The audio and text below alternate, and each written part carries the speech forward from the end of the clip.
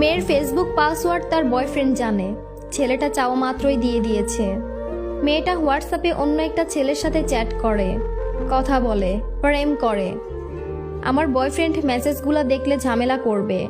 ফেসবুকে মেসেজ করব না, যা হবে হোয়াটসঅ্যাপেই হবে। যেই দিন বয়ফ্রেন্ডের সাথে মিট করতে যায় সেই দিন হোয়াটসঅ্যাপটা ডিলিট দিয়ে দেয়। মেয়েটার ফেসবুক আইডি 3টা, জাস্ট একটার কথাই বয়ফ্রেন্ড জানে।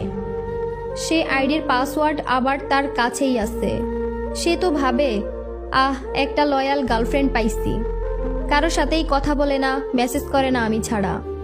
মেয়েটার অন্য 2 আইডিতে উথাল পাতাল প্রেম চলে, কিন্তু ছেলেটা জানে না। ছেলেদের সাথে কত প্রেম করে মেয়েটা, কিন্তু ছেলেটা জানে আমি একটা মনের মতো মানুষ পাইছি, যে মানুষটা অন্য কারোর সাথে কথা বলে না।